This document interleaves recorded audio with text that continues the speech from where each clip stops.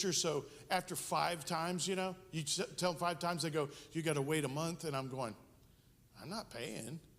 I'll wait a month. I'll do it on the next go around. Yeah, this year. So I like free, okay? So, but anyway, so think of it as a Buddhist. You're approaching a Buddhist and you're going to tell them about the gospel, and you realize they have a worldview they're going to look at it through. So what do you got to do? You've got to sit down and help them, give them a set of glasses that's a biblical worldview so that the gospel will make sense. I'm not saying that they're going to accept the biblical worldview, but you have to show them a biblical worldview so they can go, okay, I get it. I get it. All right, so let's go, and we're going to break down each of the little sections. So if you start at the beginning, for God, you've already gotten into an area that's a problem in Buddhism. Why?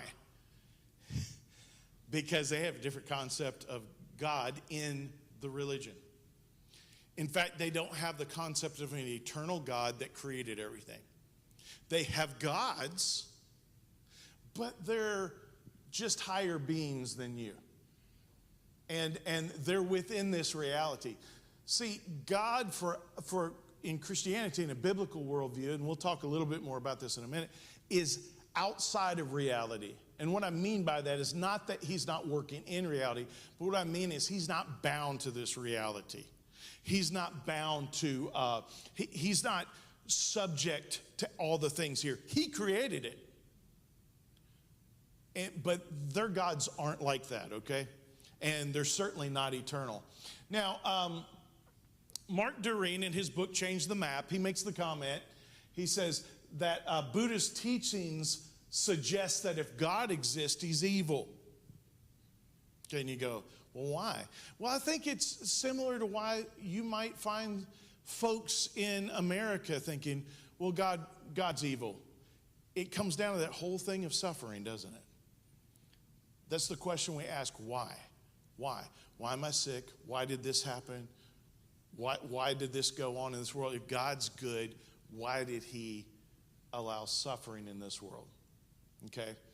And so they would sit down and say, well, he's evil because he's put suffering in this world. And they would go back to their 4 noble truths. These are 4 tenets in Buddhism. There's other things, but these are 4 major tenets. So look at them on the screen. First of the 4 noble truths is life is suffering. Now let me tell you something. There's some truth in that, isn't there? We deal with suffering.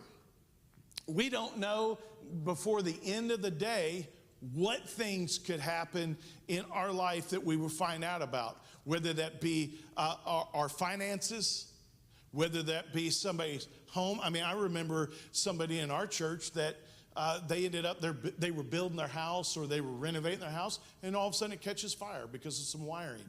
So they have to end up going through a whole nother year because that all has to be gutted. And you're going, why? You talk about, we don't live forever. People deal with sicknesses and stuff like that. Why somebody has cancer, why somebody has an aneurysm, all of these things that you can go through. And so life is definitely filled with suffering. Doesn't mean that's the only thing, but there's suffering in life. And so they look around, they see this. Secondly, suffering is caused, they would say suffering's caused by desires.